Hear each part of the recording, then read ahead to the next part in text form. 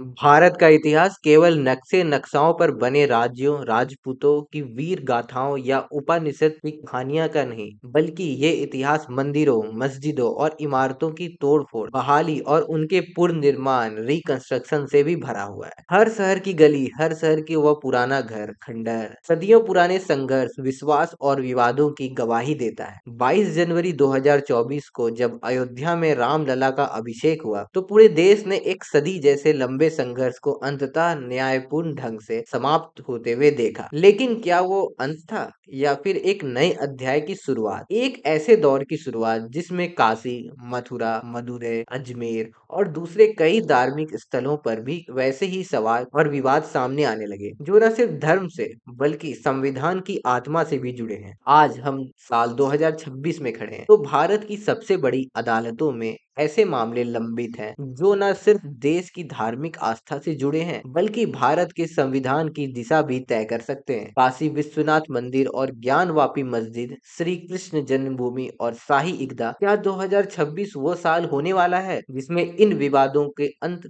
नजर आएंगे? क्या प्लेसेज ऑफ वर्शिप एक्ट 1991 की वह दीवार जो अब तक धार्मिक स्थल विवादों को कानूनी रूप से रोकती रही, अब गिरने वाली है? आज खोज खबर की इस विशेष रिपोर्ट में हम इन दोनों विवादों को एक एक परत खोलेंगे और आपको बताएंगे कि कानूनी फाइलें आज कहां तक पहुंची हुई है। सबसे पहले बात करते हैं काशी की, वाराणसी की। इसे दुनिया का सबसे जीवित शहर माना जाता है। यहाँ का विवाद भी सदियों से चला आ रहा है, लेकिन 17वीं सदी में यह एक नई लकीर खींचकर आगे बढ़ गया। इतिहास के पन्नों में पलटे तो साल 1669 में मुगल बादशाह औरंगजेब ने वहां के एक विशाल काशी विश्वनाथ को तोड़ने का आदेश दिया था। उस मंदिर के हिस्से को जब मस्जिद में तब्दील कर दिया गया, जिसे आज हम ज्ञानवापी मस्जिद कहते हैं। हिंदू पक्ष का ये दावा है कि जहां मस्जिद खड़ी है, वहां पहले काशी विश्वनाथ का विशाल परिसर था और उसे ही मंदिर तोड़कर इमारत बना दी गई। मुस्लिम पक्ष इस बात को चुनौती देता है और कहता है कि यह जगह उस समय उसकी ही थी और इसमें कोई जबरदस्ती या अतिक्रमण नहीं हुआ। थोड़े से अंतर में ही सैकड़ों साल का विवाद, श्रद्धा और इतिहास की दो अलग अलग व्याख्याओं को छिपा हुआ है। इस विवाद में एक नया मोड़ तब आया जब 5 महिलाओं ने हाईकोर्ट में याचिका दाखिल कर श्रृंगार गौरी की रोजाना पूजा की इजाजत मांगी। इस सुनवाई के बाद अदालत ने निर्देश दिया कि पुरातत्व सर्वेक्षण ऑफ इंडिया (एएसआई) पूरे ज्ञानवापी परिसर का सर्वे करे। एएसआई ने महीनों तक जगह जगह वैज्ञानिक तरीके से सर्वे किया और अपनी लंबी लंबी रिपोर्ट तैयार की। एएसआई की रिपोर्ट में यह खुलासा हुआ कि 800 से अधिक पन्नों की रिपोर्ट में यह साफ कहा गया है कि मस्जिद के नीचे या ऊपर के आधार एक पुराने मंदिर के अवशेष विद्यमान है। खंभों पर मूर्तियां, कमल के फूल और संस्कृत के श्लोक मिले हैं, जो प्राचीन हिंदू मंदिर वास्तुकला की शैली का दर्शाते हैं। भावनात्मक रूप से सबसे बड़े विवाद तब पैदा हुआ जब बूझ खाना, जबकि मंदिर के अंदर जाने वाले वजू करने वाला कमरा में एक ऐसी आकृति मिली जिसे हिंदू पक्ष ने शिवलिंग बताया, जबकि मुस्लिम पक्ष उसे फव्वारा यानी पानी का निकास बताया। यह एक चीज को लेकर दो अलग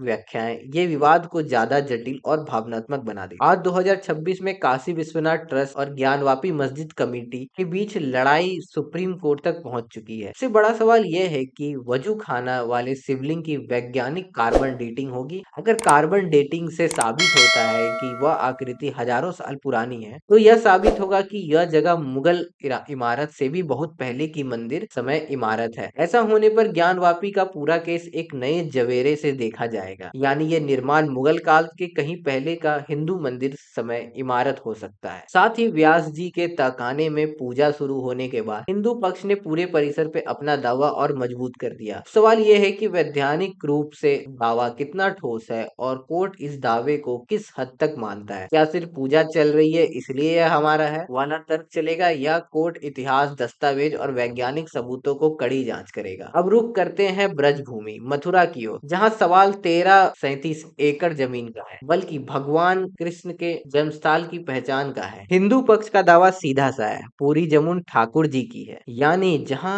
आज शाही ईदगाह मस्जिद खड़ी है, वहीं पहले कटरा केस देव के प्राचीन मंदिर का परिसर था, जिस 17वीं सदी को तोड़कर ये मस्जिद बनाई गई।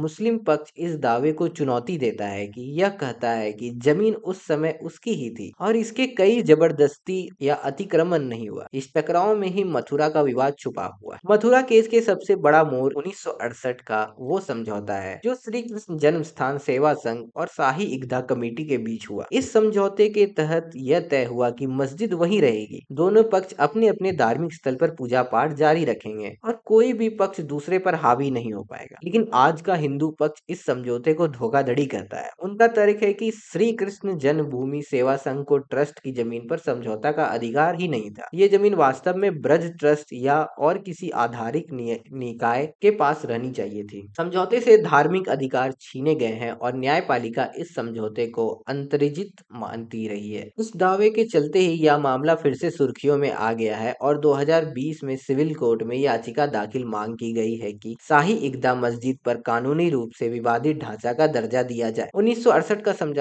अवैध घोषित किया जाए, मस्जिद को जन्मभूमि परिसर से हटाया जाए और जमीन पर हिंदू पक्ष का अधिकार माना जाए। 2026 की मौजूदा स्थिति ये साल कही जा रही है कि इलाहाबाद में हाईकोर्ट ने इस मामले की बड़ी सुनवाई दोबारा शुरू की है। हाईकोर्ट ने कमीशन सर्वे का आदेश दिया जिसमें यह तय किया गया है कि शाही ईदगाह के आसपास की जमीन, उसकी इमारत संरचना और पुरातात्विक अवशेषों का वैज्ञानिक और ऐतिहासिक सर्वे हो। इस सर्वे के निष्कर्ष आधार बनेंगे कि क्या यहाँ पहले से ही कोई वाकई केसदेव मंदिर था। मुस्लिम पक्ष ने इस कमीशन सर्वे को चुनौती दी है और कोर्ट से कहा है कि यह सर्वे 1968 के समझौते का उल्लंघन है, स्थानीय शांति खतरे में डाल सकता है और प्लेसेस ऑफ वर्शिप एक्ट 1991 के खिलाफ जा सकता है। लेकिन हाईकोर्ट ने स्पष्ट किया है कि ऐतिहासिक और दस्तावेजी सबूतों की जांच बिना न्यायिक प्रक्रिया अधूरी रहेगी। अब सवाल ये है कि क्या 2026 में मथुरा में भी काशी जैसा डिजिटल या और आक्रिय सर्वे होगा? क्या 1968 वह पुराना कागज रद्दी बन जाएगा या फिर यही समझौता इतिहास की धरोहर बनकर रह जाएगा? मथुरा की लड़ाई अब सिर्फ इमारतों की नहीं बल्कि दस्तावेजी इतिहास और पुरातन सबूतों पर टिकी है।